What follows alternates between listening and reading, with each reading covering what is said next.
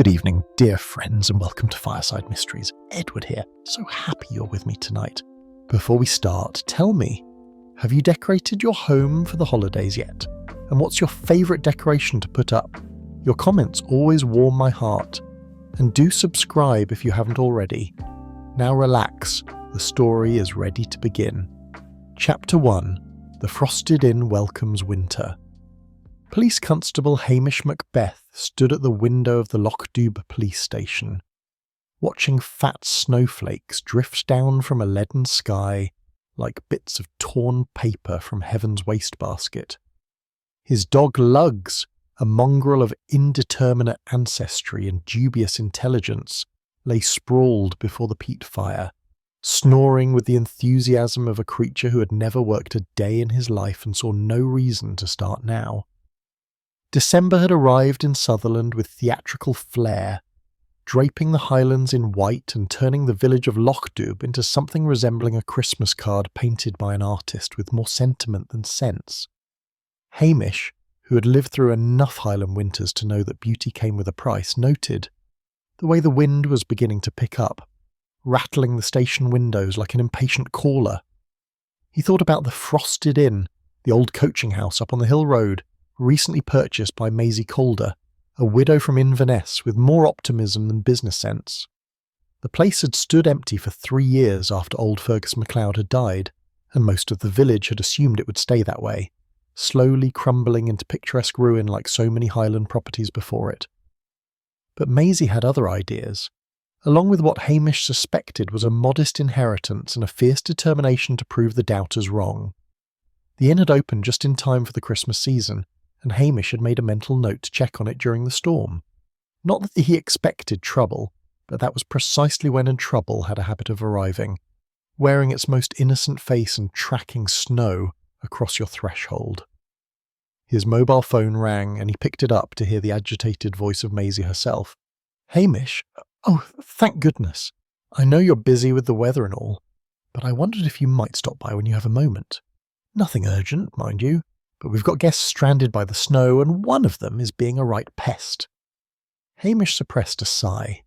He had planned to spend the evening doing absolutely nothing, which was his favourite occupation and one he felt he had elevated to an art form. Promotion to detective inspector, which had been dangled before him more than once, would mean leaving Lochdubh for Strathbane, leaving his comfortable station, leaving his lazy routine. The very thought made him shudder.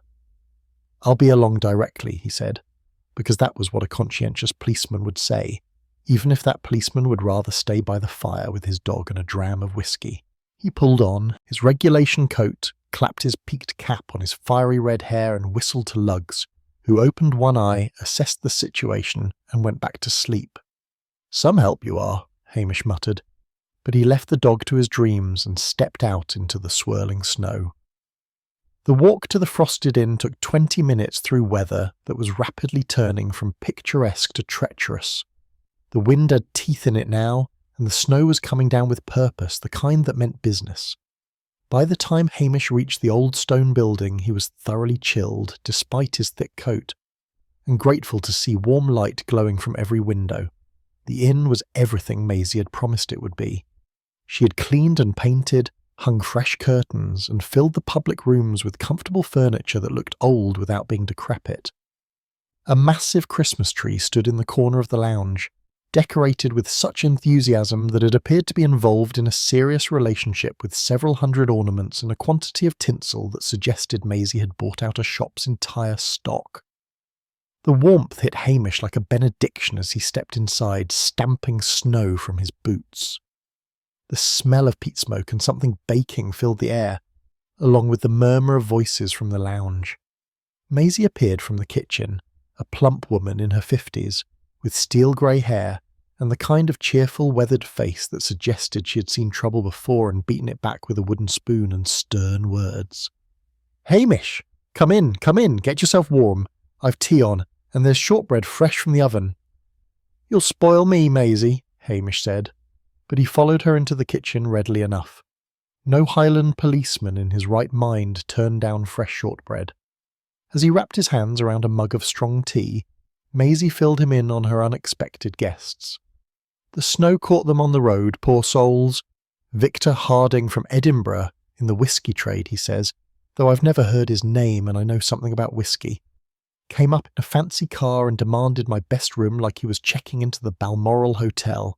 He's been nothing but complaints since he arrived. Too cold, too quiet, too much noise from the other guests. She paused to draw breath and sample her own tea. Then there's Tilly Fraser, a schoolteacher from Inverness. Sweet as honey, that one. Always asking if she can help. She's been an absolute blessing, I must say. Arranged blankets, made tea, even helped me with the cooking. If I could hire her, I would. Anyone else? Hamish asked, though he suspected there was more to come. There always was. Ewan McCrae says he's an artist, though. I haven't seen much art about him. Former military, I think. Very polite, very quiet, keeps to himself. And my cousin Moira, up from Glasgow for the holidays. We're not close, but she wrote asking for a room, and I could hardly say no to family, could I? Hamish made non-committal noises that might have meant anything. You said one of them was causing trouble? Victor Harding, Maisie said, her cheerful expression darkening. He's made remarks about the food, the accommodation, even the Christmas decorations. This afternoon he had words with Ewan about the painting he was working on in the lounge. Called it amateur rubbish or some such. Poor Ewan went white but said nothing. Very controlled, our Ewan. She leaned closer, her voice dropping to a whisper. But the worst of it is, I heard him arguing with someone late last night. Raised voices through the wall. I couldn't make out words, but it sounded fierce. This morning he was all smiles and demands for breakfast, acting like nothing had happened. Hamish's policeman's instinct, which had saved him more than once, began to whisper. Strangers trapped together in a snowstorm, one of them argumentative and aggressive, tensions rising like steam from a kettle. It was the stuff of classic mysteries, the kind he sometimes read on quiet evenings when Lochdubh was behaving itself. I'll have a word, he said. Where is everyone now? In the lounge. Victor's holding court by the fire as if he owns the place. The others are trying to ignore him. Hamish finished his tea and shortbread, brushed crumbs from his uniform, and made his way to the lounge. The scene that greeted him was very nearly cosy. The fire crackled in the hearth, the Christmas tree twinkled with determined cheer, and 4 people occupied the comfortable chairs scattered about the room in an arrangement that suggested they were together, yet carefully maintaining distance from one another. Victor Harding was impossible to miss. He sat in the chair closest to the fire, a man in his 60s with the kind of face that suggested he had never met a mirror he didn't admire. Expensive clothes, expensive watch, expensive scowl. He held a glass of whiskey and regarded the world with the expression of a man conducting an unfavourable inspection. Near the window, working on a small canvas balanced on his knee, sat Ewan McCrae. Early 40s, Hamish guessed, with the straight back and watchful eyes of someone who had spent time in the military. His hands were scarred, and he held his brush with the careful precision of a man used to controlling his actions. On the sofa, 2 women sat at opposite ends, united in their apparent determination to ignore both each other and Victor Harding. The younger one, reading a book, must be Tilly Fraser. She looked to be in her 30s, with soft brown hair and an open, gentle face.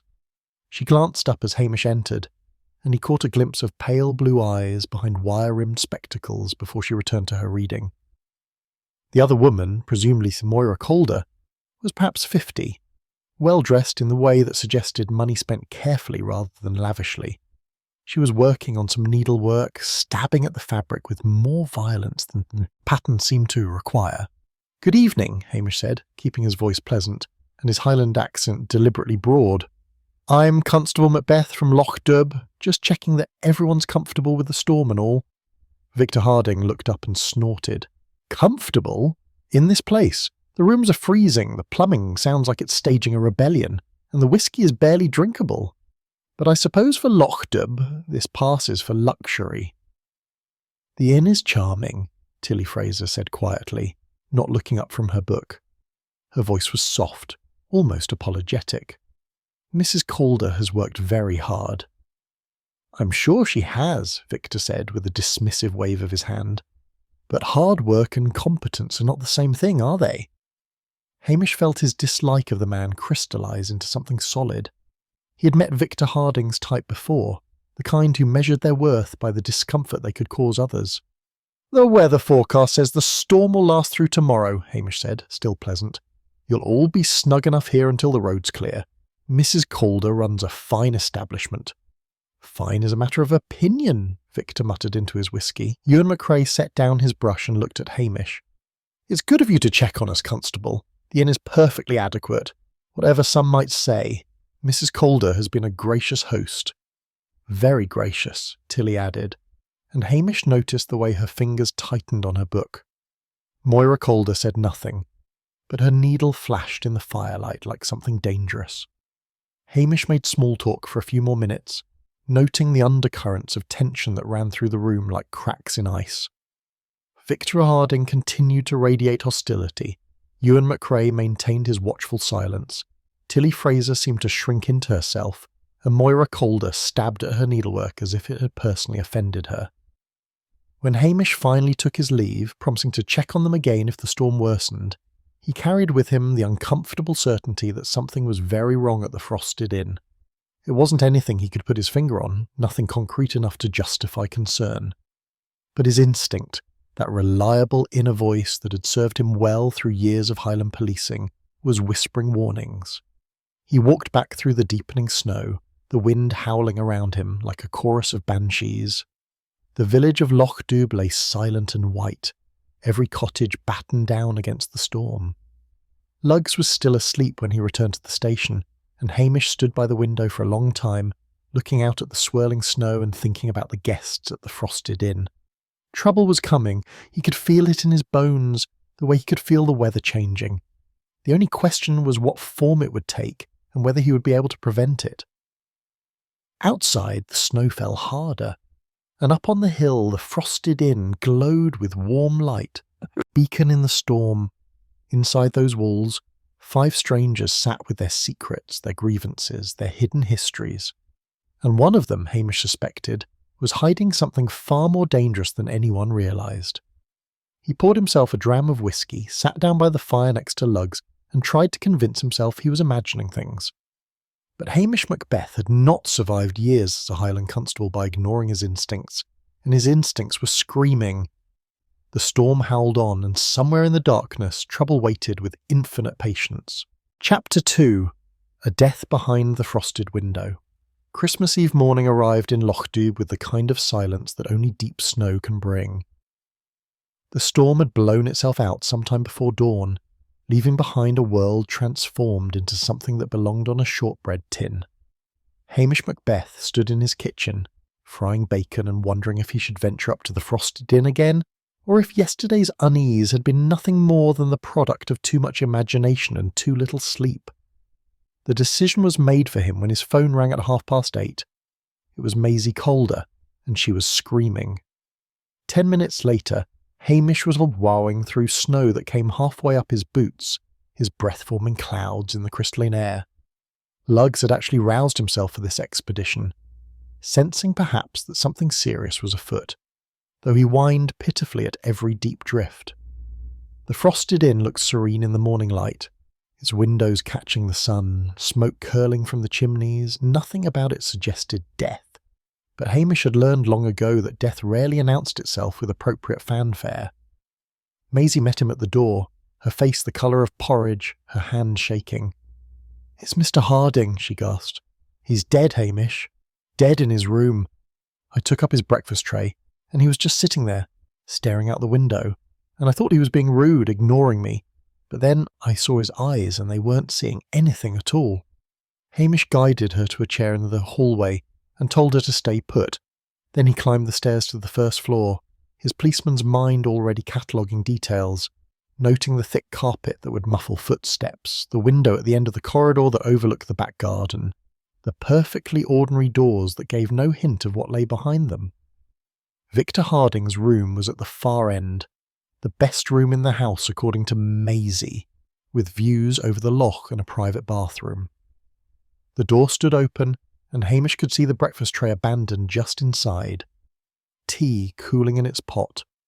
The room itself was warm, heated by an old radiator that clanked and hissed. Victor Harding sat in an armchair, positioned by the window, a whiskey glass on the small table beside him, his eyes fixed on something only the dead can see. He wore a dressing gown over pyjamas, and his feet were thrust into expensive slippers. One hand lay on the arm of the chair, the other had fallen to his side. Hamish approached carefully, though he knew there was no hurry now. Death had settled over Victor Harding like a heavy blanket, and whatever hurry the man had been in during life was finished now. He checked for a pulse anyway, found nothing, and stepped back to study the scene. The room was tidy, almost obsessively so. The bed had been slept in, but made up again. The covers pulled straight with military precision. Clothes hung in the wardrobe, shoes lined up beneath. On the dresser, a leather wallet, the white. Car keys and a mobile phone sat in a neat row. The whiskey glass drew Hamish's attention. It held perhaps an inch of amber liquid, and even from where he stood, Hamish could smell something that wasn't quite right. The whiskey itself was good quality, he could tell that much, but there was something else beneath it, something bitter and wrong. He pulled out his own phone and called to Brodie, the village doctor, and then Detective Chief Inspector Blair at Strathbane. Blair would be furious at being called out on Christmas Eve, but that couldn't be helped. Murder didn't observe holidays, and Hamish's instinct told him this was murder. While he waited, he examined the room more carefully, touching nothing but looking at everything. The window was locked from the inside. The door showed no signs of forced entry. Victor Harding appeared to have died peacefully, sitting in his chair with a glass of whiskey, watching the winter morning arrive over Lochdubh, except that men didn't usually die sitting up with their eyes open, unless something had gone very wrong indeed. Dr. Brodie arrived within 20 minutes, puffing from the climb up the hill, his medical bag clutched in one plump hand. "Merry Christmas Eve to you too, Hamish," he wheezed. "Though I suppose there's nothing merry about it now." He examined the body with the brisk efficiency of a man who had seen death in all its various forms and was no longer impressed by it. "Poison," he said finally, straightening up and wiping his hands. "I'd stake my reputation on it. See the slight foam at the corners of his mouth, the fixed pupils, the rigour setting in faster than it should. Something nasty in that whiskey glass, I'll warrant." "How long?" "Oh, sometime after midnight, I'd say. Could be as late as 3 or 4 this morning. I'll know better after a proper examination, but that's my preliminary assessment." Hamish nodded slowly. Midnight to 4 in the morning. When the inn would have been quiet, everyone asleep, or supposedly asleep. "No signs of forced entry," Hamish said, more to himself than to Dr. Brodie. "Door was locked from the inside," Maisie said. "Windows locked too. So either he let his killer in, or the killer had a key." "Or he killed himself," de Brodie suggested, but without much conviction. "Aye, he might have," Hamish agreed.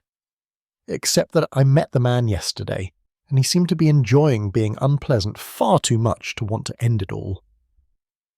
By the time Detective Chief Inspector Blair arrived with his team, word had spread through the inn. Hamish found the other guests gathered in the lounge, their faces showing varying degrees of shock, fear, and something that might have been satisfaction. Tilly Fraser sat curled in a corner of the sofa, her face as white as the snow outside. She kept twisting a handkerchief between her fingers, and when Hamish entered, she looked up at him with eyes that were red from crying. "I can't believe it," she whispered. "I mean, I know he wasn't a nice man, but to die like that all alone on Christmas Eve." Ewan McCrae stood by the window staring out at the loch. His painting materials were nowhere to be seen. He turned when Hamish approached, and his face was carefully neutral. "Natural causes?" he asked quietly. "We're looking into it," Hamish replied, which was what policemen said when they didn't want to say murder yet. Moira Calder sat by the fire, her needlework abandoned in her lap. She looked more angry than shocked, which struck Hamish as interesting. "I heard raised voices last night," she said abruptly. "Around 10:30, coming from his room. I couldn't hear what was being said, but someone was arguing with him." "Did you recognise the other voice?" Hamish asked. She shook her head. "The walls are thick. It was just noise, really. Angry noise. Tilly spoke up again, her voice barely audible. I didn't hear anything. My room is right next to his, and I didn't hear a thing. I took a sleeping tablet because I was worried about the storm and I slept right through. I feel terrible about it. If I'd been awake, maybe I could have helped. She started crying again, and Hamish felt a pang of sympathy. The poor woman looked genuinely distressed, her hands trembling, her face crumpled with grief for a man she'd barely known. Maisie bustled in with tea, because that was what Highland women did when death came calling. She poured with shaking hands, and Hamish noticed that everyone accepted a cup, even though no one seemed particularly interested in drinking. Detective Chief Inspector Blair made his presence known with all the subtlety of a bull in a china shop. He was a large man with a face like an angry turnip and a manner that suggested everyone was guilty until proven innocent and possibly still guilty after that. Right then, he bellowed, taking possession of the lounge as if it were his personal domain. Murder at a country inn. Very Agatha Christie. I suppose you've all got alibis, have you? Hamish winced. Blair's technique was about as delicate as a hammer to the head. There was no stopping him once he got started. The interviews began and Hamish listened carefully, noting the small inconsistencies, the nervous gestures, the things people said and didn't say.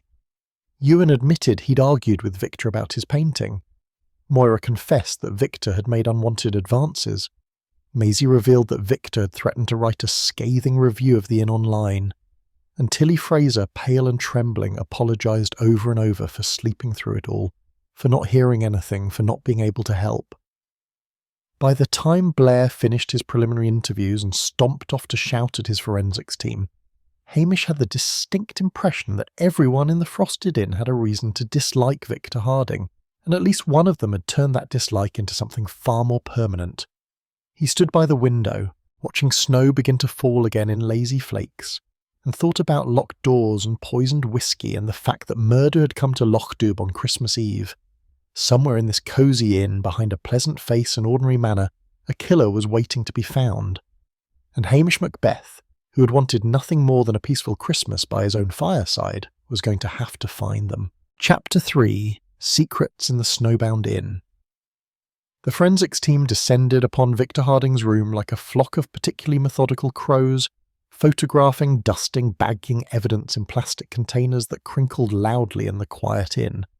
Detective Chief Inspector Blair held court in the hallway, barking orders and generally making himself useful in the way that a wasp at a picnic might consider itself useful. Hamish Macbeth, who had learned early in his career that the best way to conduct a proper investigation was to stay as far from Blair as possible, returned to the room once the initial chaos had subsided. He had a talent for making himself inconspicuous when necessary, a skill that had served him well over the years, and one that Blair's ego generally failed to penetrate. The whiskey bottle sat on the dresser, already bagged and tagged.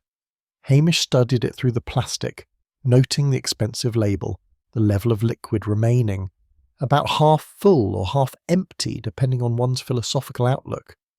The glass beside Victor's chair had contained perhaps 2 fingers of whiskey, now reduced to laboratory evidence.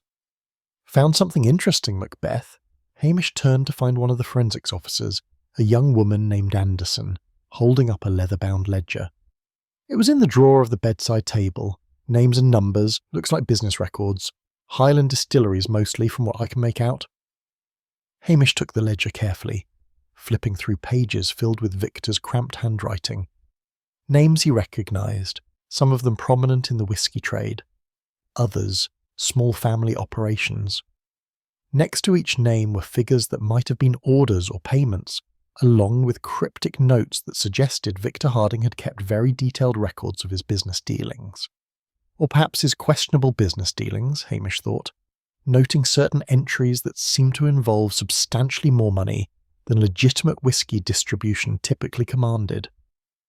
"There's more," Anderson said, producing a sealed envelope. This was tucked into the back of the ledger, marked confidential. The envelope was expensive paper, cream-coloured, with Victor's name written across it in a flowing hand.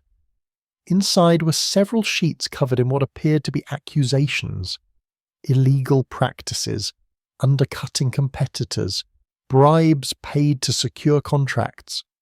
No signature, but the handwriting was distinctive, each letter formed with particular care. Blackmail, Hamish said quietly. Looks that way. Someone was threatening to expose him. Hamish continued his search, working methodically through Victor's belongings while Blair's voice echoed from downstairs, pontificating about suspects and motives to anyone unfortunate enough to be within earshot. In the wardrobe, tucked into the pocket of an expensive overcoat, Hamish found more letters. These were different, shorter, angrier, threats to expose illegal business dealings, demands for money, references to people Victor had wronged. The handwriting varied, suggesting multiple authors, though none of the letters were signed. At the bottom of Victor's suitcase, wrapped in a silk handkerchief, was a torn photograph. The tear went right through the middle, leaving Victor on one side and a dark-haired woman on the other.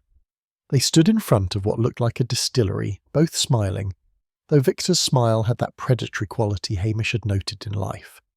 The woman's face was partially obscured by the tear, but she looked young, perhaps in her 20s. Who were you? Hamish murmured to the photograph, turning it over. No writing, no data, just the ghost of a relationship severed by intention or accident. The whiskey bottle proved the most damning evidence. The forensics team confirmed what Dr. Brodie had suspected. Someone had added a generous helping of oleander extract to the good scotch, enough to kill a man within hours. Oleander, Hamish knew, was not particularly common in the Highlands, but it could be obtained by anyone with access to a garden centre and enough determination. He left the forensics team to their work and went downstairs, where he found Maisie in the kitchen, making soup with the fierce concentration of someone trying not to think about murder in her inn. "Tell me about last night," Hamish said gently, accepting a cup of tea she thrust at him. "After I left, what happened?"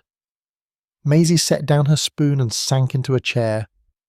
"Nothing unusual at first. Dinner was quiet, everyone keeping to themselves mostly. Mr. Harding complained about the mutton, said it was tough, though I'd taken particular care with it. Then they all went to the lounge for a bit. Miss Fraser offered to help with the washing up, but I sent her away. Sweet girl, but I could manage." "What time did everyone go to their rooms?" "Around 9 o'clock, I think. Mr. McRae was last. He stayed downstairs working on his painting until maybe 10:30. I heard him go up when I was locking up." "And the raised voices Moira mentioned?" Maisie's face coloured slightly. "Aye, I heard them too. Around 10:30, just before I finished in the kitchen. Coming from Mr. Harding's room, definitely. 2 voices, his and someone else's, but I couldn't make out words, just angry sounds, you know? Went on for maybe 5 minutes, then stopped sudden-like.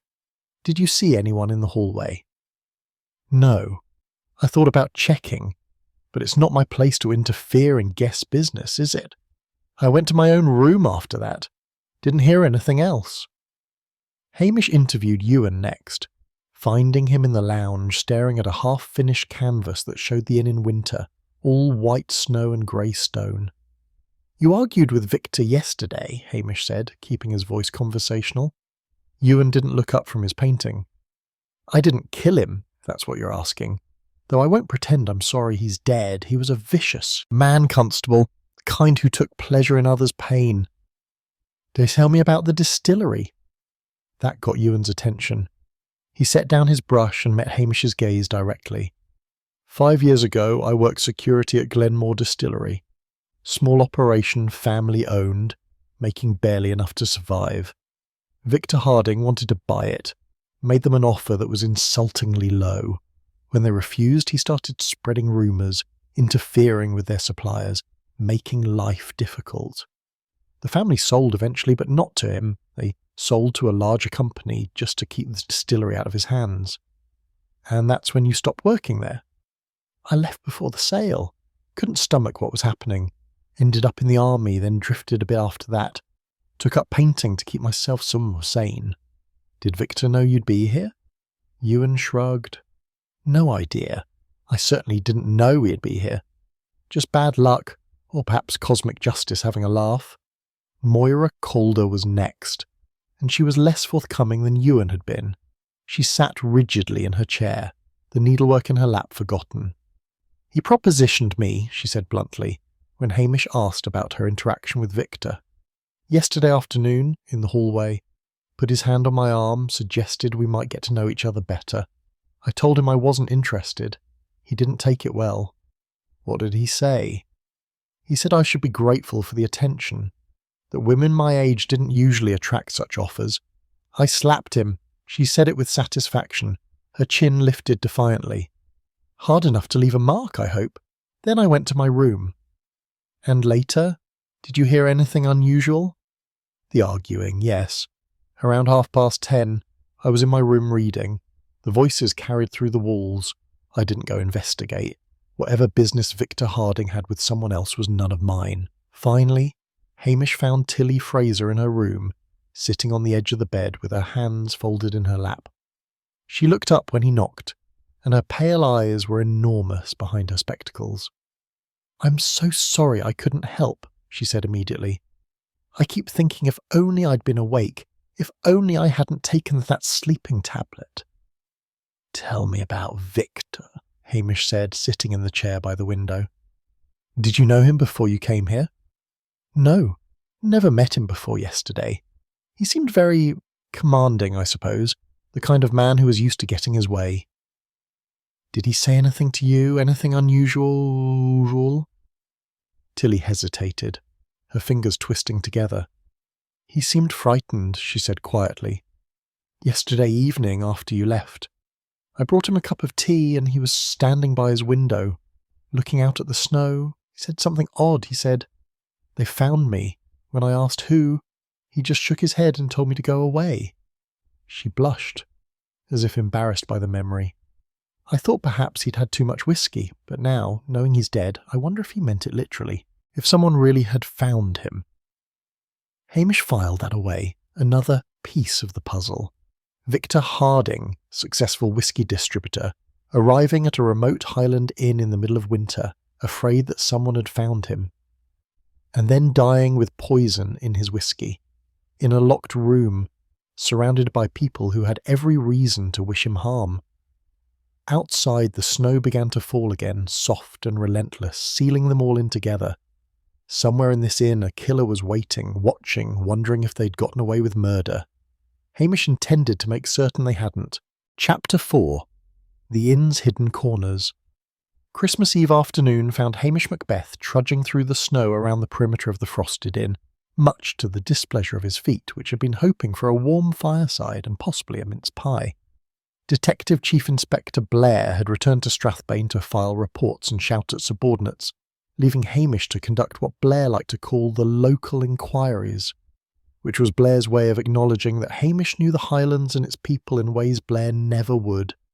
The snow had stopped again, and the afternoon sun turned everything into a crystalline wonderland that would have been lovely if Hamish hadn't been searching for evidence of murder. He made his way around to the back of the inn, where the old woodpile stood against the wall, logs stacked haphazardly beneath a weathered tarp, and there, just as his instinct had suggested, were footprints in the snow. They led from the woodpile to the wall beneath Victor Harding's window and back again. The prints were partially filled with fresh snow from the morning's fall, but still visible enough to make out their shape and size. Whoever had made them wore boots, nothing remarkable there, but the depth of the impression suggested someone of moderate weight, certainly not a large man like Ewan McCrae. Hamish knelt for a closer look, brushing away snow with careful fingers. The prints were recent, made sometime during the previous night when the snow had briefly stopped between storms. He could see where someone had climbed onto the woodpile, using it as a makeshift ladder to reach Victor's first-floor window, and there, caught on a splinter of wood, was a red mitten. It was hand-knitted, the kind of thing Highland women made during long winter evenings, with a pattern of snowflakes worked into the cuff. Hamish picked it up carefully, noting the soft wool, the careful stitching, the faint smell of lavender that clung to it. He knew that smell. It was the same scent that had followed Tilly Fraser when she'd moved about the inn, arranging blankets and pouring tea with her gentle, apologetic manner. Hamish stood for a long moment, holding the mitten and staring up at Victor's window. The woodpile would have provided easy access. Victor had mentioned keeping his window unlocked despite the cold, claiming he needed fresh air. A killer could have climbed up, slipped inside while Victor slept or was otherwise occupied, done the deed, and climbed back down again. But why would Tilly Fraser, timid schoolteacher from Inverness, need to climb through a window when she had ample opportunity to poison Victor's drink inside the inn? It didn't make sense, unless she'd lost the mitten earlier in the day while walking outside, just as she'd claimed when he asked her about it later. He pocketed the mitten and continued his circuit of the inn, finding nothing else of interest except a set of tyre tracks that led to the small car park. Victor's expensive vehicle sat under a layer of snow, along with Ewan's battered Land Rover and what must have been Tilly's modest hatchback. Moira had arrived by taxi, according to Maisie, and had planned to leave the same way before the snow trapped them all. Back inside, Hamish found Maisie in her office, a cramped room off the kitchen that smelled of old paper and anxiety. She looked up from a ledger of her own, this one considerably less sinister than Victor's, and attempted a smile that didn't quite reach her eyes. "Finding anything?" she asked. "Bits and pieces. Tell me about Victor's booking. How did he come to be here?" Maisie set down her pen with the air of someone confessing to a minor crime. "He called 3 days ago, said he needed a private place to conduct some business meetings, somewhere quiet, away from the usual places. I thought it was odd, mind you, choosing Lochdubh in December, but I wasn't about to turn away a paying guest. Business has been slow since we opened." "Did he say what kind of meetings?" "No, and I didn't ask. He was very particular about wanting privacy, though. Insisted on the best room, wanted to know who else was staying. When I told him we only had 3 other guests, he seemed satisfied." 3 others? That would be Ewan, Moira and Tilly? Aye. Ewan had booked a week earlier, said he wanted somewhere quiet to paint. Moira wrote asking for a room for the holidays, family and all, and Tilly just appeared on the doorstep the day before Victor arrived, looking half frozen and asking if I had space. Said she'd been driving north and got caught in the weather. Hamish felt his policeman's instinct prick up its ears. Tilly had arrived just before Victor, claiming to be caught by weather, asking for a room at an inn where Victor would soon arrive. Coincidence, perhaps, or perhaps something more calculated. Did Tilly ask for any particular room? Maisie thought about it, her brow furrowing. Now that you mention it, she did. Asked if she could have the room next to the best suite. Said she liked being at the end of the corridor, away from noise. I thought it was a bit particular, but I gave it to her. No reason not to. Hamish thanked her and went in search of Ewan, who he found in his room, cleaning paintbrushes with the methodical care of someone trying to keep their hands busy and their mind occupied. "Tell me more about Glenmore Distillery," Hamish said, settling into the chair by the window. "What exactly did the Victor do to them?" Ewan set down a brush and stared out at the loch, his expression distant. He wanted it cheap. The family couldn't afford to modernise, and Victor knew it. He made them an offer that was barely above insult, then started spreading rumours.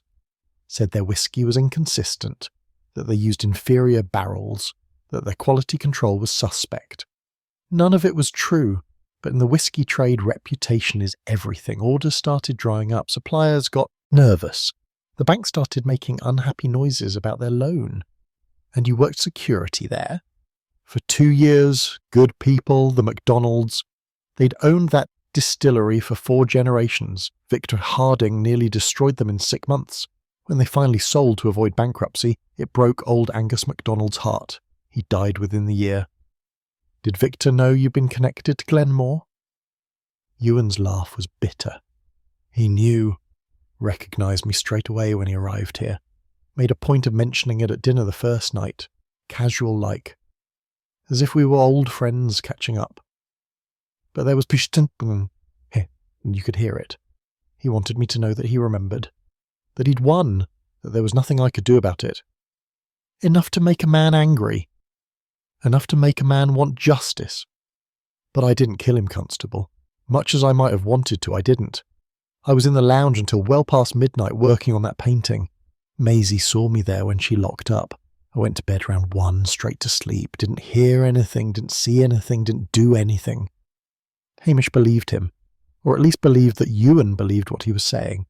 But belief and proof were different things, and a good alibi could be constructed with careful planning and bold lies. He found Moira in the lounge, sitting close to the fire despite the room's warmth.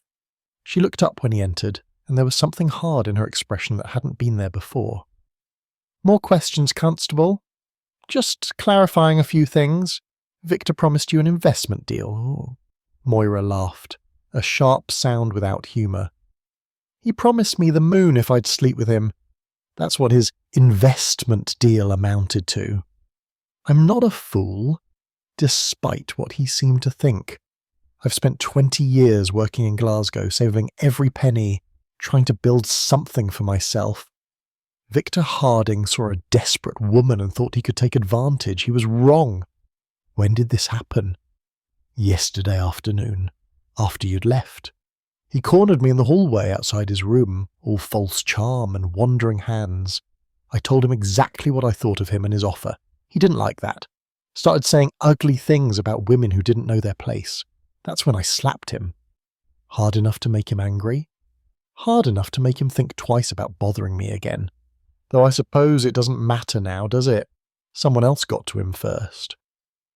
Hamish made his way back to Tilly's room, where he found her sitting exactly as he'd left her earlier, as if she hadn't moved in the intervening hours. The room was neat to the point of austerity. Nothing out of place, nothing personal on display except a small leather suitcase and a book on the bedside table. "Miss Fraser," Hamish said gently, "I found this outside."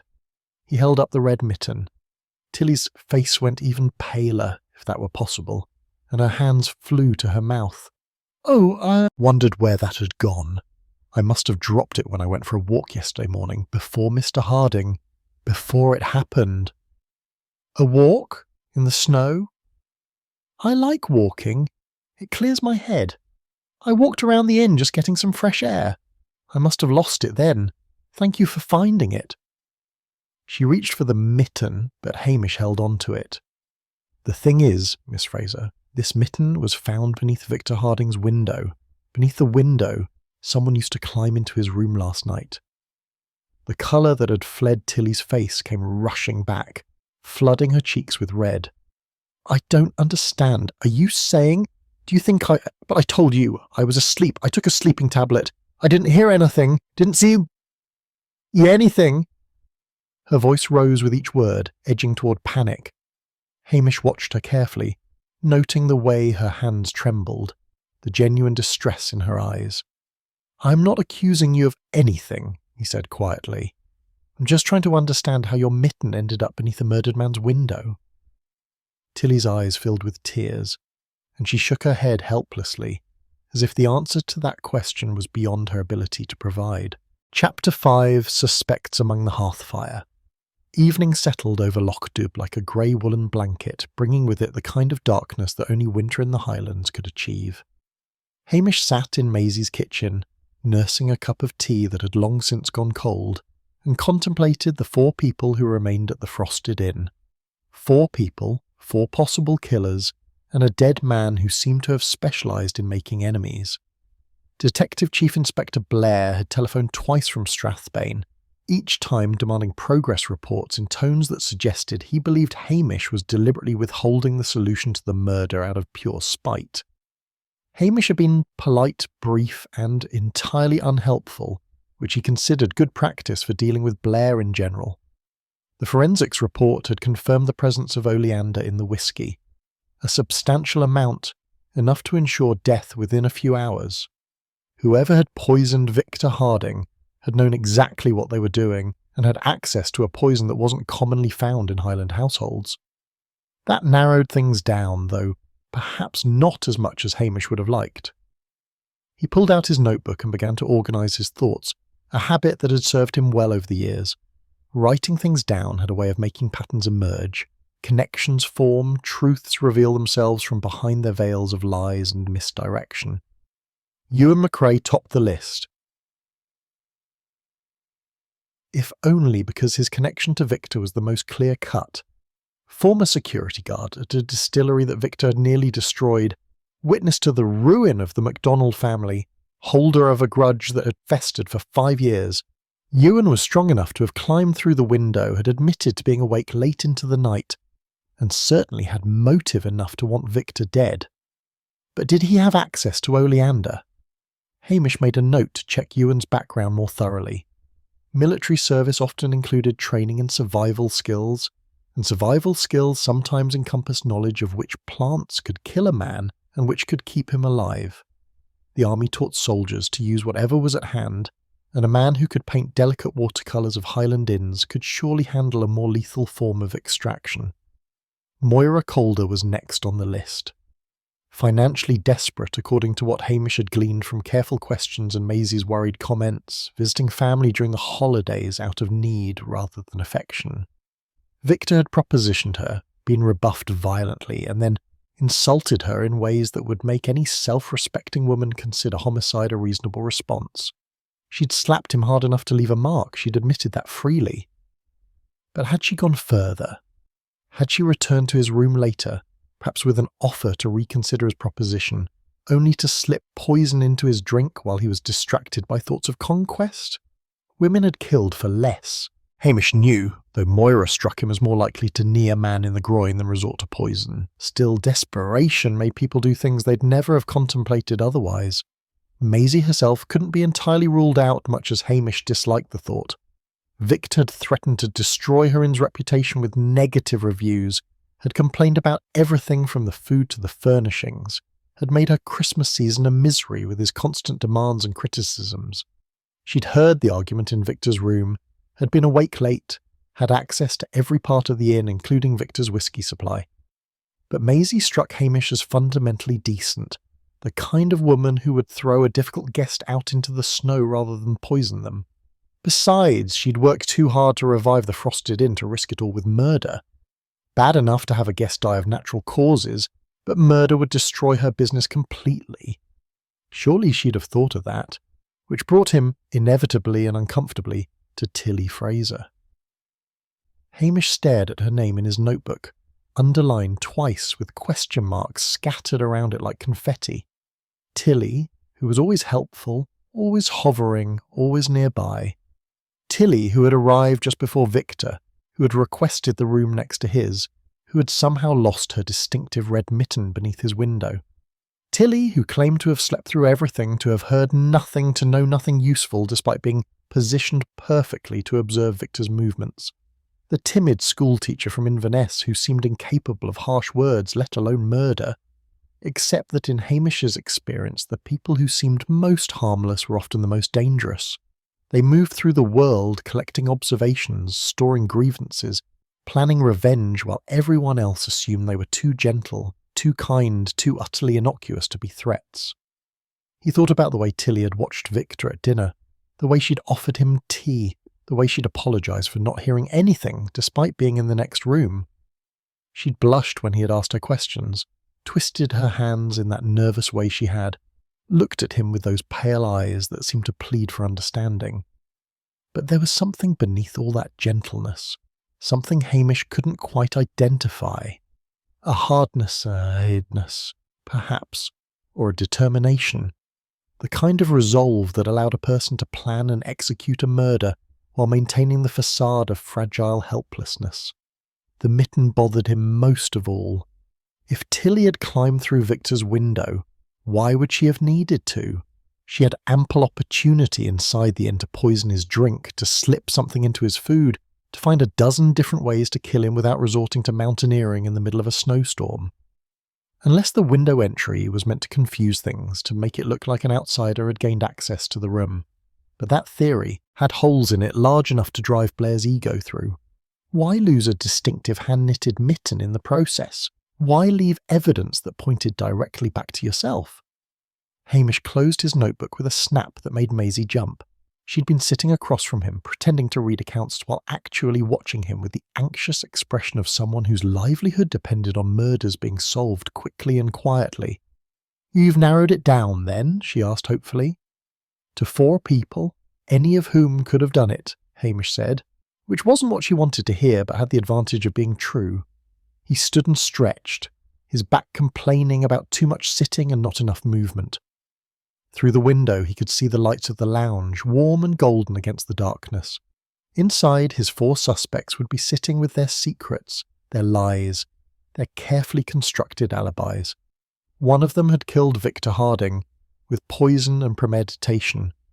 One of them was sitting in that cosy lounge, possibly reading or painting or doing needlework, while a dead man lay cold in a Strathbane mortuary awaiting autopsy and final judgment. Hamish had solved murders before, had looked into the faces of killers and seen the truth hiding behind masks of innocence or outrage or grief. He would solve this one too, though the answer continued to dance just beyond his reach, visible one moment and gone the next, like moonlight on water. He thought about Lugs, probably still asleep by the fire at the police station, and envied the dog his simple existence, no murders to solve, no suspects to interview, no pressure from superiors or puzzles that refused to yield their solutions. But then again, Lugs would never know the satisfaction of fitting the final piece into place, of seeing the pattern emerge complete and whole, of bringing justice to bear on those who thought themselves clever enough to escape it. Hamish Macbeth walked back into the lounge, where 4 people looked up at him with varying degrees of apprehension, hope, and carefully concealed fear. Somewhere among them sat a killer, and Hamish intended to find out which one before another Christmas morning dawned over the frosted inn. Chapter 6. Frosted Lies and Bitter Truths. Christmas Eve night arrived with a stillness that felt almost oppressive. The guests at the Frosted Inn ate their dinner in near silence, cutlery clinking against plates with the kind of careful precision that suggested everyone was acutely aware of being watched.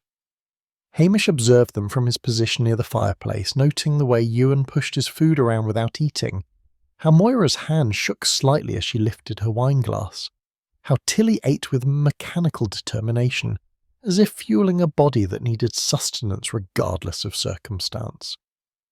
Maisie had outdone herself with the meal, perhaps in defiance of death, or maybe just because Highland hospitality demanded no less, even when murder had taken up residence.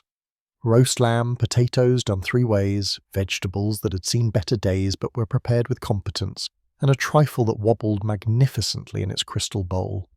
After dinner, Hamish gathered them in the lounge. The Christmas tree lights blinked with inappropriate cheer, and the fire crackled as if nothing were amiss. He stood before them, feeling rather like a schoolmaster about to announce examination results that nobody would be pleased with. "I've been going over everyone's statements," he began, keeping his voice conversational, "and I'm finding some interesting inconsistencies." Ewan looked up from his contemplation of the fire, his expression carefully neutral. "What sort of inconsistencies?" "Let's start with you, Mr. McRae. You said you were painting in this very room until 1 o'clock in the morning. Mrs. Calder confirmed she saw you here when she locked up around 10:30, but that leaves nearly 3 hours unaccounted for."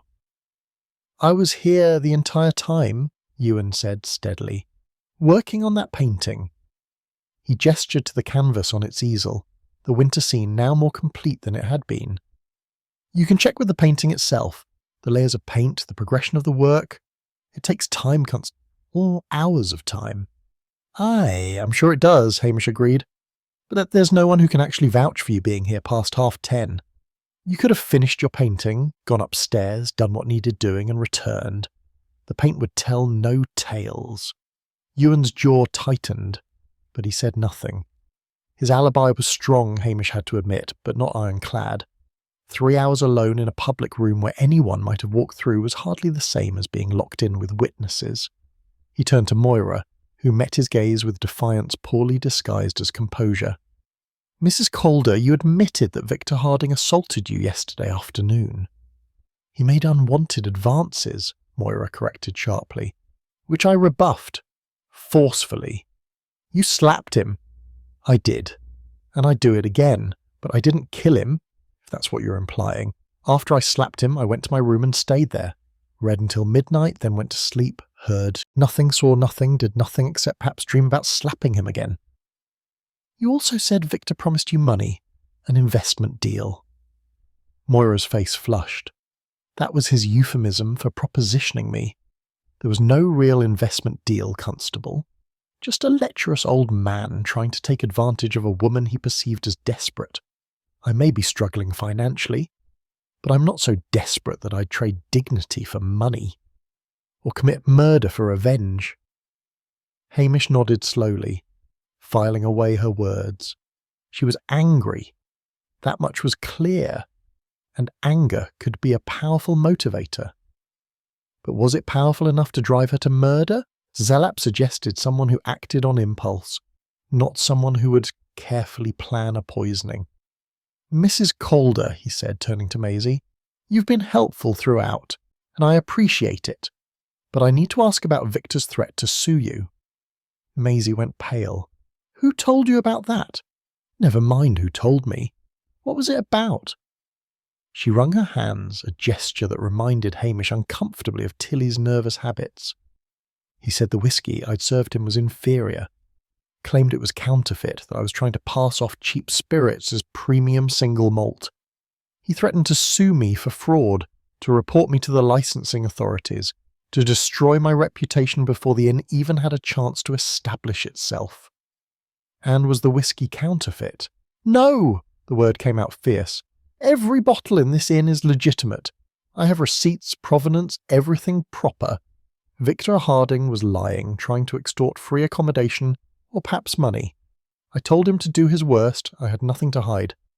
Except that a lawsuit, even a baseless one, could ruin you," Hamish observed gently. "Legal fees alone would bankrupt a new business." Maisie's shoulders sagged.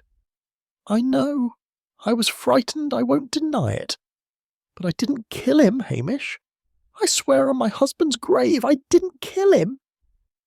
Finally, Hamish turned to Tilly, who had been sitting very still throughout the interviews, her hands folded in her lap, her face a study in careful blankness. "Miss Fraser, we need to talk about your boots." Tilly blinked behind her spectacles. "My boots? When I examined them earlier, I noticed mud on the soles.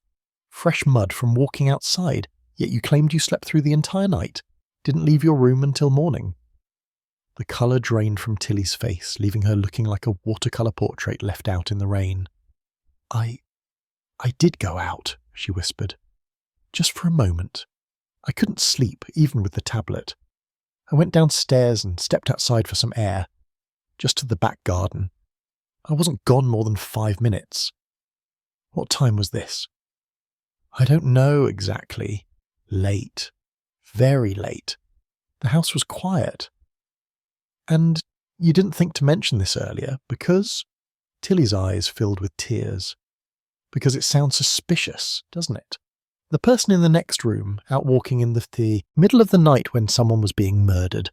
But I didn't go near Mr. Harding's room. I just needed air. Needed to clear my head." "That's when you dropped your mitten." She nodded miserably. "It must have been. I didn't realise until this morning, and by then Mr. Harding was dead and everyone was in such a state. And I thought if I mentioned going outside it would make me look guilty." Hamish studied her carefully. The explanation was plausible, delivered with apparent sincerity, accompanied by tears that looked genuine, but something about it felt rehearsed, as if she'd been preparing this story in case she needed it. "You say you took a sleeping tablet, yet you couldn't sleep." "Sometimes they don't work properly," Tilly said, her voice small. "Or I took it too late. I'm not sure. I just know I was restless, anxious, needed fresh air." The others were watching now, sensing weakness, perhaps, or maybe just grateful that someone else was under scrutiny. Ewan's expression had softened slightly, as if he felt sympathy for the nervous schoolteacher. Moira looked sceptical. Maisie appeared torn between belief and doubt. Hamish let the silence stretch, watching Tilly fidget with her handkerchief, watching this way. Her eyes darted to the door as if calculating escape routes. She was hiding something, he was certain of it. But was it murder, or merely the natural fear of an innocent person who realised how guilty circumstance had made her appear? "Did anyone else see you go outside?" he asked finally. Tilly shook her head. "No, everyone was asleep, or at least in their rooms. I was very quiet." "Very quiet indeed," Hamish murmured. almost like you didn't want anyone to know you were walking about." Her eyes met his, and for just a moment he saw something flicker there. Not fear, not guilt, but something harder. Something that didn't quite match the fragile, apologetic persona she'd been projecting since she arrived at the Frosted Inn. Then it was gone, replaced by fresh tears and trembling hands, and Hamish was left wondering if he'd seen truth or merely his own suspicions reflected back at him. Outside, snow began to fall again, soft flakes drifting past the windows like questions that had no answers. Chapter 7. Alibis in the Winter Night. Hamish spent Christmas morning doing what he least wanted to do on any holiday, which was working. He sat in Maisie's office with a pot of tea that had gone cold an hour ago, and a timeline that refused to cooperate with any theory that made complete sense. The facts, as far as he could establish them, were these. Victor Harding had been alive at 10:30 when he'd argued with someone in his room. Maisie and Moira had both heard the raised voices, though neither could identify the other speaker. The argument had lasted approximately 5 minutes before ending abruptly. Between midnight and 4 a.m, someone had poisoned Victor's whiskey. Dr. Brodie's best estimate put the time of death somewhere between 2 and 3 o'clock, which narrowed things somewhat, but not enough to be useful. The muddy footprints beneath Victor's window had been made between 1 and 2 in the morning when the snow had briefly stopped. Whoever made them had climbed up using the woodpile, presumably to access Victor's unlocked window. 4 people, 4 possible murderers, and a tangle of alibis that were just solid enough to be frustrating and just weak enough to be suspicious. Hamish rubbed his eyes and wished, not for the first time, that crime would take holidays seriously and leave hard-working constables in peace. A knock on the door interrupted his brooding. Ewan McCrae stood there, looking as if he hadn't slept any better than Hamish felt. "Might I have a word, Constable?" Hamish gestured to the chair across from him, and Ewan sat with the careful posture of a man accustomed to being watched. "I've been thinking about that night," Ewan said. "About the timeline, and I remembered something that might be useful." "Go on." "When I was painting in the lounge, around midnight or maybe a bit after, I heard footsteps upstairs. Someone walking along the corridor. I didn't think much of it at the time, just assumed someone needed the bathroom or couldn't sleep. But the footsteps went back and forth twice, which struck me as odd." "Could you tell whose room they came from?" Ewan shook his head. "The ceiling's thick. I just heard movement, nothing specific, but it was definitely upstairs, definitely the guest corridor." "What time did you finally go to bed?" 1 o'clock, give or take. I was cleaning my brushes when I heard the grandfather clock in the hall chime. Went straight to my room, was asleep within minutes. The next thing I knew, it was morning and Mrs. Calder was screaming. Hamish made notes, adding this new information to his timeline. Someone walking in the corridor around midnight, back and forth, as if making a decision or working up courage, or perhaps checking to ensure the coast was clear. After Ewan left, Maisie appeared with fresh tea and the look of someone who desperately needed to unburden herself. "I saw something," she said without preamble. "That night I didn't mention it before because I wasn't sure it mattered, but now I'm thinking it might." "What did you see?" "After I locked up, I went upstairs to my room. I sleep on the 2nd floor above the guest rooms. As I was getting ready for bed, I heard someone walking about below. Footsteps in the corridor, very quiet, like someone trying not to be heard. Then they stopped, and a door closed. Very softly, as if whoever it was didn't want anyone to know they'd been out." "What time?" "Just after 10:30. Maybe 10 minutes after I'd seen Mr. McCrae painting in the lounge." "Did you investigate?" Maisie looked embarrassed. "No. I thought perhaps someone just needed the bathroom. I didn't want to seem like I was spying on guests, though I suppose I should have, given what happened." Hamish thanked her and added her observation to his growing collection of fragments. The picture was beginning to take shape, though large pieces remained frustratingly absent.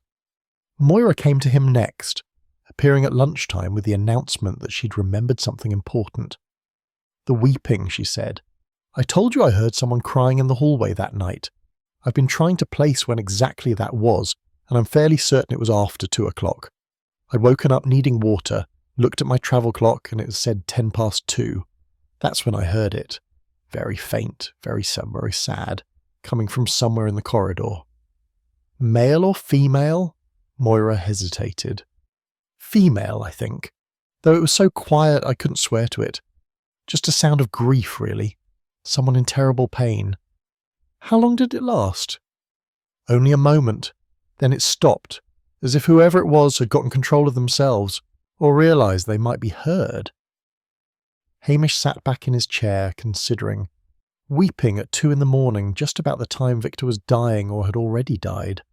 Grief, or perhaps the reaction of someone who had just committed murder and was confronting the reality of what they'd done.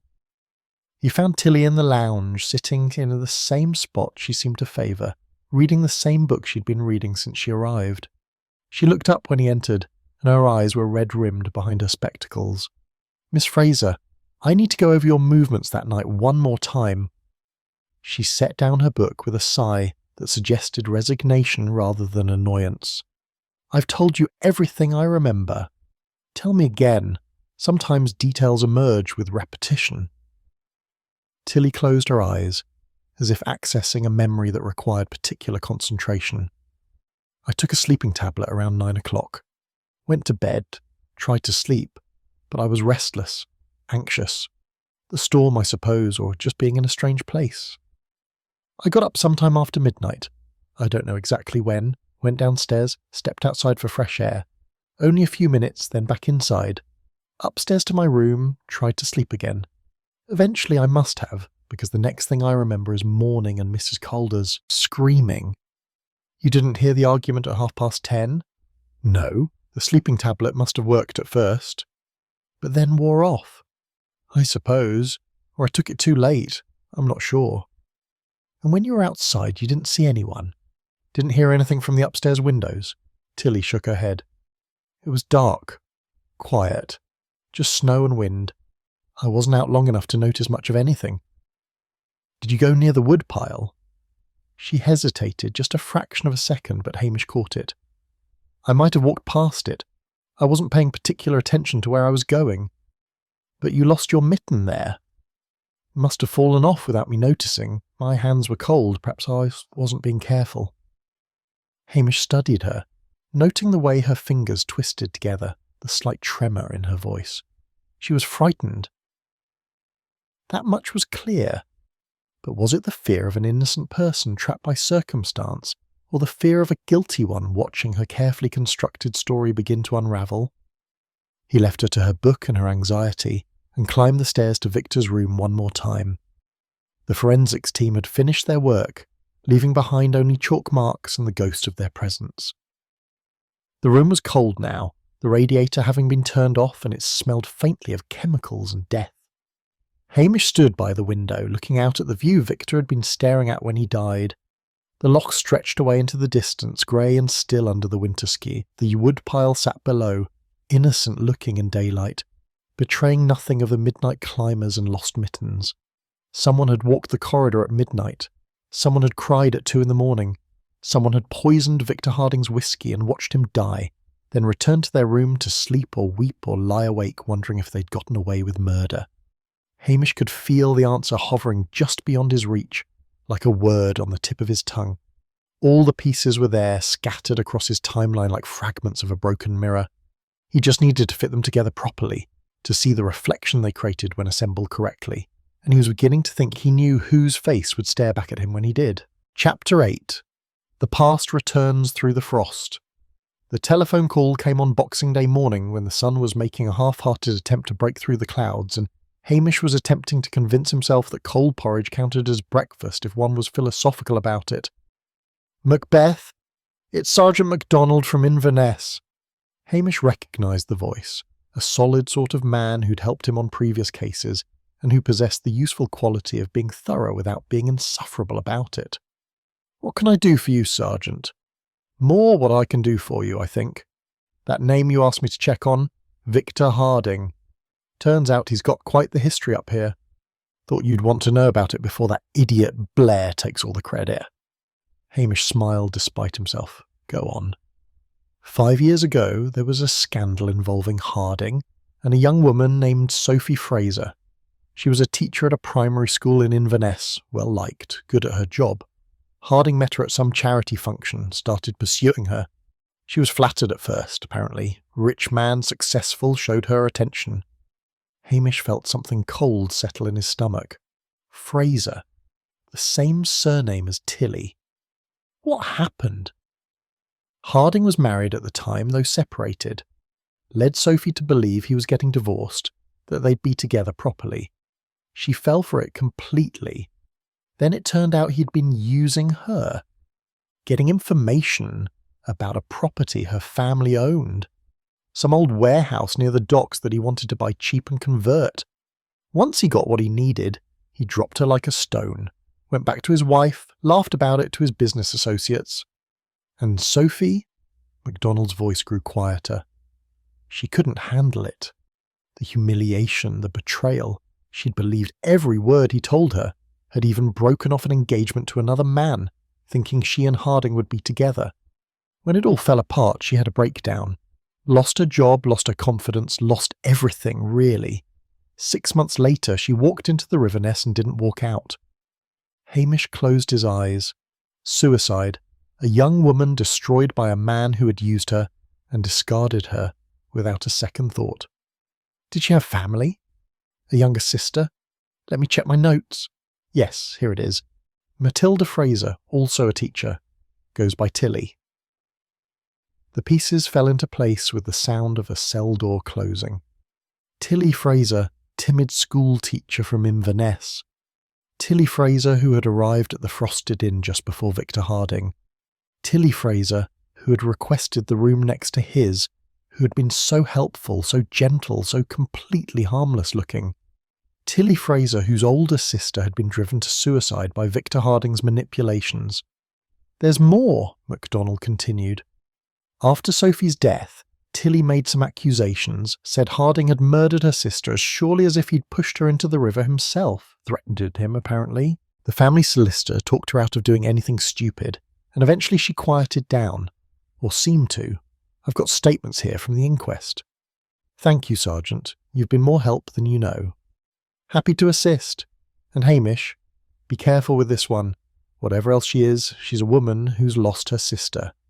That kind of grief can make people unpredictable. Hamish sat for a long time after the call ended, staring at the wall and thinking about revenge, grief, and the quiet fury of someone who seemed far too gentle to kill. He thought about the way Tilly had watched Victor at dinner, the way she'd offered him tea with a smile that never quite reached her eyes, the way she'd been always there, always hovering, always listening. She hadn't come to the Frosted Inn by accident. She hadn't been caught by the weather or looking for a quiet place to stay. She'd followed Victor Harding to Lochdubh, arranged to be at the inn when he arrived, positioned herself in the room next to his, and then she'd poisoned him. The knowledge sat heavy in Hamish's chest as he walked back to the inn, through snow that had begun to fall again, soft and relentless. He found Tilly in her usual spot in the lounge, that same book open on her lap, though he suspected she hadn't actually read a word of it since she arrived. Miss Fraser, might we have a word? In private? She looked up at him, and in her pale eyes he saw resignation. Not surprise, not fear, just the weary acceptance of someone who had been waiting for this moment and was almost relieved it had finally arrived. They went to Maisie's office and Hamish closed the door behind them. Tilly sat in the chair she'd occupied before, her hands folded in her lap with that same nervous precision. You knew Victor Harding, Hamish said. It wasn't a question. Tilly's lips trembled, but her voice when she spoke was steady. Yes, he destroyed your sister. Yes. You followed him here. Yes. The admissions came like stones dropping into still water, each one sending ripples that disturbed the surface but revealed nothing of the depths beneath. Tell me about Sophie, Hamish said gently. Tilly's composure cracked just slightly, and tears began to slide down her cheeks. She was wonderful, kind, clever, full of life. She loved teaching, loved her students. They adored her. She had a fiancé, a good man who truly cared for her. She had everything to live for. Until Victor Harding. Until him. The words came out bitter, corroded with years of grief and rage. He targeted her deliberately, found out about the warehouse property our parents had left us, realised Sophie would inherit it, and set out to seduce her. He was very good at it, made her feel special, chosen. She broke off her engagement for him, lost friends who tried to warn her, put everything into the relationship. Tilly wiped at her tears with angry movements. When he was done using her, he tossed her aside like rubbish, told his business friends what a naive fool she'd been, how easy it was to manipulate her. Someone told Sophie what he had been saying. She came to me broken. I tried to help her, truly I did, but the damage was too deep. She blamed herself for being stupid, for believing his lies, for throwing away her life for a man who had never cared about her at all. And then she drowned. She didn't drown, Constable, she gave up. She walked into that river because living had become unbearable. Victor Harding killed her as surely as if he'd held her head under water. Hamish let the silence settle between them, heavy with the weight of old grief and new understanding. So you came here to kill him? Tilly met his eyes, and in hers he saw no shame, no regret, only a cold determination that was chilling in someone so outwardly gentle. I came here to make him pay for what he did to Sophie, for the life he stole from her, the future he destroyed. He needed to know that his actions had consequences, that he couldn't just ruin people and walk away unscathed. You requested the room next to his. You knew he'd be here. I'd been watching him for months, following his movements, learning his patterns. When I heard he'd booked a room at the Frosted Inn, I arranged to be here too. Everything was planned, Constable. Every detail, every moment. Nothing was left to chance. She said it with something like pride, and Hamish realised he was looking at someone who had devoted years to planning murder, who had thought through every contingency, who had been willing to sacrifice everything for revenge. You even knew what poison to use, he said quietly. Tilly smiled, and it was a terrible thing to see on that gentle face. Sophie taught science before she moved to primary school. She used to tell me about plant toxins, about how something beautiful could also be deadly. Oleander, the perfect poison, beautiful, lethal, and if you know how to extract it properly, almost impossible to detect until it's too late. Chapter 9. Murder at the Frosted Inn. The afternoon light was fading, casting long shadows across Maisie's office. Outside, the world had gone quiet in the way it does before fresh snow, as if even the wind was holding its breath. Hamish sat across from Tilly Fraser and waited for her to continue, knowing that once a confession started, it was best to let it flow at its own pace. Tilly stared at her hands, those same hands that had arranged blankets and poured tea and prepared murder with equal care. "Would you like to tell me how it happened?" Hamish asked gently. "The truth this time." She nodded slowly, and when she spoke, her voice had lost its apologetic flutter. What remained was harder, clearer, the voice of someone who had made peace with what they'd done. "I've been planning this for 3 years, ever since Sophie died and the inquest ruled it suicide, as if that somehow made it acceptable, as if Victor Harding bore no responsibility for driving her to it. Everyone said I should let it go, move on, that revenge wouldn't bring Sophie back. But they didn't understand. It wasn't about bringing her back.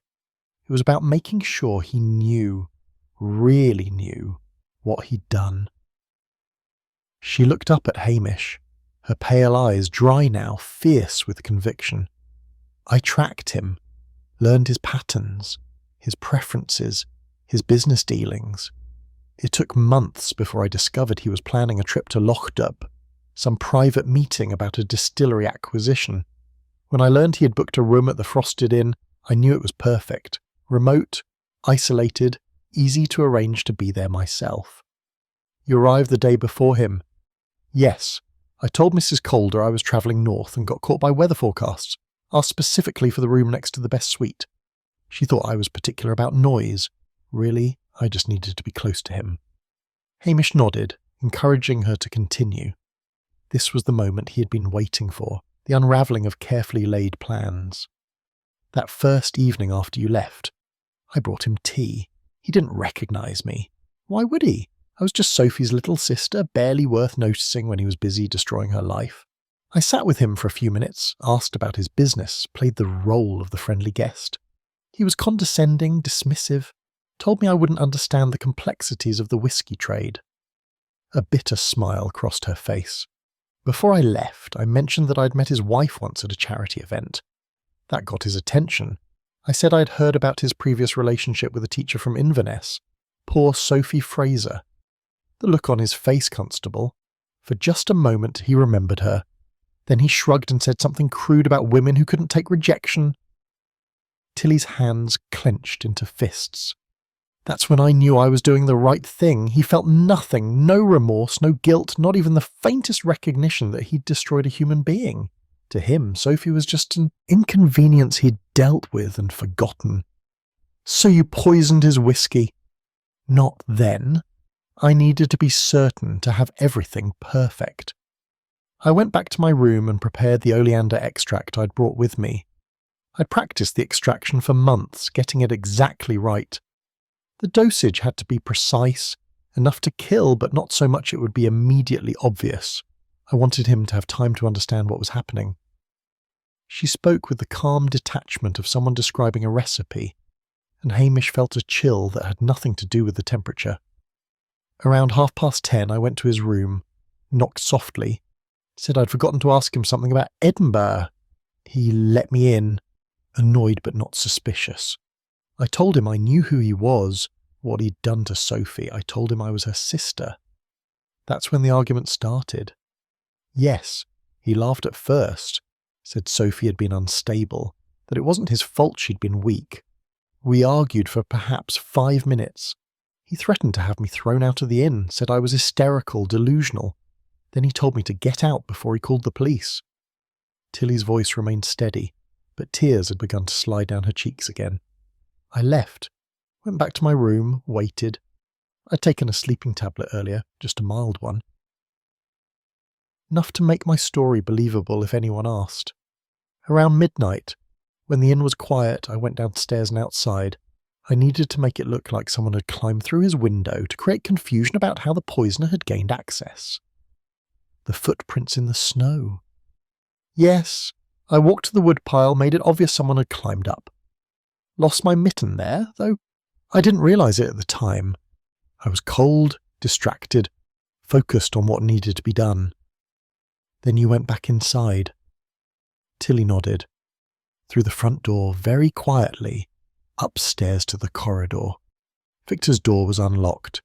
He'd passed out in his chair by the window, still dressed in his dressing gown, a glass of whiskey on the table beside him. He drank heavily, especially when angry. I'd counted on that. She paused, and her voice dropped to barely above a whisper. I took a small vial from my pocket, added the oleander extract to his whiskey bottle, not the glass. I wanted to be sure, you see. If the glass wasn't enough, if he somehow survived, he'd pour himself another drink eventually. I was very careful about the amount. Enough to kill within a few hours, but not immediately. I needed time to establish my alibi, to be safely back in my room when he died. Did he wake up while you were there? No. He was deeply unconscious, snoring. I stood there for a moment, looking at him. This man who had seemed so powerful to Sophie, so charming and important. He just looked pathetic, old, drunk, and alone. Her voice hardened. I leaned down close to him and whispered Sophie's name. I wanted it to be the last thing he heard before he died, even if he was too far gone. To understand, I said, "This is for Sophie Fraser. I wanted you to know her name again before you died. I wanted you to understand that you don't get to destroy people and walk away." The room had gone very quiet. Even the old house seemed to be listening, holding its breath. Then I left. Went back to my room, got into bed. I lay awake for hours listening. Around 2:00, I started crying. I couldn't help it. Not because I regretted what I'd done, but because it was over. 3 years of planning, of focusing on nothing else. Of letting revenge consume everything good in my life. and suddenly it was finished, and I had to face what I'd become. She looked at Hamish with eyes that were ancient despite her young face. Someone heard me crying. Mrs. Calder, I think. I was afraid she'd come check on me, but she didn't. The weeping stopped after a few minutes. I was all cried out. Had been for years. Really, those tears were just what was left. When did you know he was dead? I didn't. Not for certain. Not until Mrs. Calder started screaming the next morning. Part of me hoped it would look like natural causes, that he'd simply died in his sleep. But I knew the autopsy would find the poison. I knew eventually someone would figure it out. She met Hamish's gaze directly. I'm not sorry, Constable. I know I should be. I know what I did was wrong in the eyes of the law, in the eyes of God if there is one. But Victor Harding destroyed my sister, destroyed her completely, and felt nothing. He needed to pay for that. Someone needed to make him accountable for what he'd done. Hamish sat back in his chair, feeling the weight of what he'd just heard. Here was a woman who had committed premeditated murder, who had planned every detail with meticulous care, who had carried out her revenge with cold precision. And yet he couldn't help but feel a measure of pity for her, for the grief that had twisted her life into something unrecognisable. I'll need to call Strathbane, he said quietly. Tilly nodded, unsurprised. I know, I'm ready. I've been ready since the moment I put the poison in his whiskey. Whatever happens now, it was worth it. Sophie's death has been avenged, that's all that matters. But as Hamish reached for the phone, he found himself thinking that nothing about this sorry business mattered in the way Tilly believed it did, and that revenge, however justified it might seem, always extracted a price far higher than anyone anticipated. Chapter 10. Justice at the Frosted Inn. The police car from Strathbane arrived as the winter sun was setting, turning the snow pink and gold in a display of beauty that seemed inappropriate given the circumstances. Detective Chief Inspector Blair emerged from the vehicle with his usual bluster, immediately demanding to know why he hadn't been informed sooner, and why Hamish always managed to solve cases just as Blair was about to crack them himself. Hamish, who had long since learned that arguing with Blair was like arguing with the weather, simply handed over his notes and stepped aside while Blair took credit for the brilliant detective work that had led to Tilly Fraser's arrest. Tilly went quietly. She'd packed her small suitcase with the same methodical care she'd applied to everything else, put on her coat, and walked down the stairs of the Frosted Inn as if she was simply checking out after an ordinary stay. Only the handcuffs on her wrists suggested otherwise. At the door, she paused and looked back at the lounge where she had spent so many hours reading her book and waiting. Hamish saw her eyes move to the chair where Victor Harding had sat by the fire, complaining about the whiskey and the weather and everything else that had displeased him in his final days. Do you have any regrets? Hamish asked quietly, knowing Blair was too busy giving orders to his constables to overhear. Tilly considered the question with the seriousness it deserved. Only that it took me 3 years to find the courage to do it, she said. Sophie deserved justice sooner. Then she was gone, guided into the car by a young constable who looked uncomfortable with the whole business. Blair followed, still talking, still claiming credit, still being Blair. The car pulled away, its tyres crunching through snow, and the Frosted Inn fell silent. In the lounge, the remaining guests sat like survivors of a shipwreck, uncertain what to say or how to process what had happened. Moira Calder was the first to speak, her voice shaky. All this time she was planning murder, sitting right there, looking so harmless, and all the while she was waiting for her chance to kill him. Perhaps not so much waiting as making peace with what she'd already done, Hamish said. The murder was committed that first night. Everything after was just the aftermath. Ewan McRae stood by the window staring out at the loch. He'd finished his painting of the inn, Hamish noticed, and it was rather good. The old building looked both inviting and slightly melancholy under its blanket of snow, as if it understood that not all stories ended happily. I keep thinking I should have noticed something, Ewan said, but she seemed so gentle, so genuinely kind. Even when she was planning murder, she was helping Mrs. Calder with the washing up and making sure everyone had enough blankets. That's what made her dangerous, Hamish replied. The ability to separate one part of herself from another. The helpful school teacher and the calculating killer existing side by side without conflict. Moira shuddered and drew her shawl tighter around her shoulders. I'm going back to Glasgow tomorrow, weather permitting. I'll never look at a coaching in the same way again, or school teachers for that matter. She paused, then added more quietly. Though I understand why she did it. That man deserved what he got, in my opinion. Not that I'm condoning murder, you understand, but if anyone had it coming, it was Victor Harding. Hamish made no comment. His job was to uphold the law, not to judge whether victims deserved their fate. Though privately, in the part of himself that remained human rather than policeman, he couldn't entirely disagree with Moira's assessment. Maisie appeared from the kitchen carrying a tray laden with tea and shortbread, because that was what Highland women did when the world fell apart. They made tea and carried on. I suppose this will be the end of the Frosted Inn, she said, setting down the tray with the hands that only trembled slightly. Who'll want to stay at a place where someone was murdered? I'll be lucky if I can sell it for half what I paid. Or, Ewan said, turning from the window, it could become famous. The Frosted Inn, scene of a notorious Highland murder. You'd be surprised how many people are drawn to such places. Give it a year, and you'll have mystery enthusiasts begging for rooms. Maisie looked uncertain, but a spark of her old optimism flickered in her eyes. Do you really think so? I do, and to prove it, I'll book a week next winter. I rather like it here. Murder notwithstanding. The light is extraordinary, and the loch makes a fine subject for painting. He walked over to the completed canvas and carefully lifted it from its easel. Consider this a gift, Mrs. Calder. Something to remember your first season by, though perhaps not for the reasons you'd hoped. Maisie accepted the painting with tears in her eyes, and Hamish thought that perhaps the Frosted Inn would survive after all. Buildings had weathered worse than murder, and emerged with their foundations intact.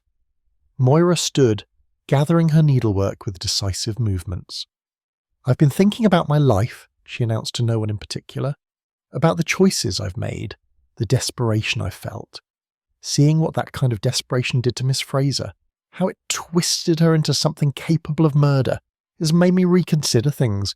I'm going back to Glasgow, but not to the same life. Time to make some changes before it's too late. She nodded to each of them and left the lounge, with her head held high, looking more determined than defeated.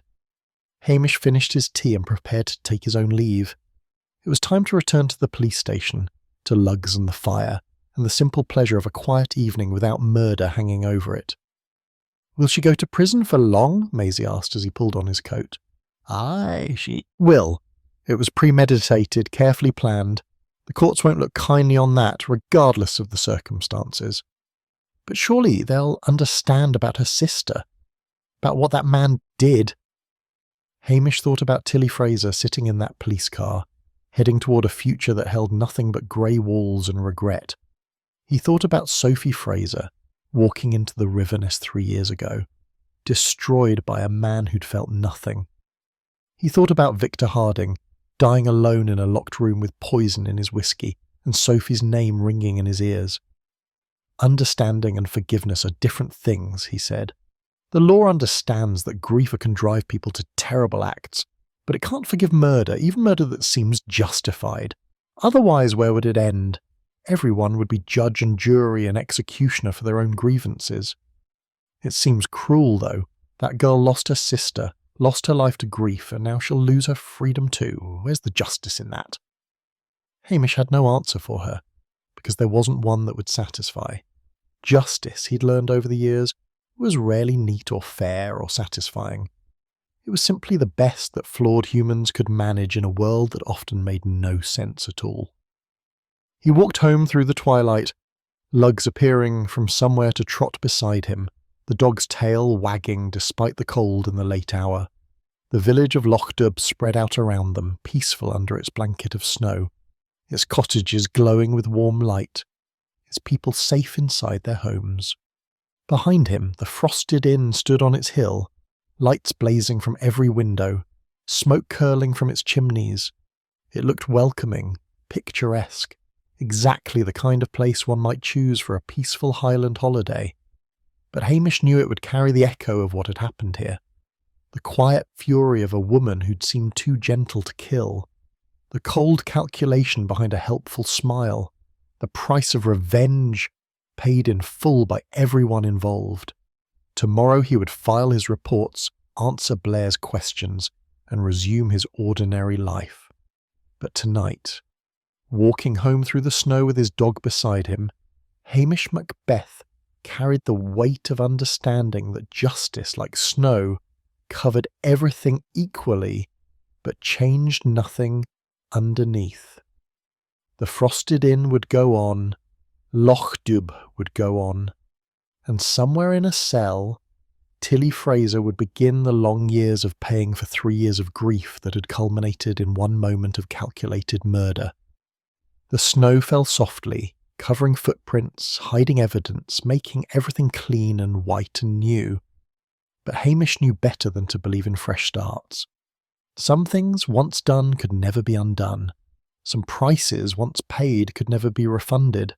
He opened the door to the police station, grateful for warmth and light and the uncomplicated love of a lazy dog who asked nothing more of him than food and fire and perhaps a scratch behind the ears. Outside, the frosted inn kept its vigil over Lochdubh, silent and still, carrying the weight of secret, sorrow, revenge, and the quiet fury of a woman who'd seemed far too gentle to kill.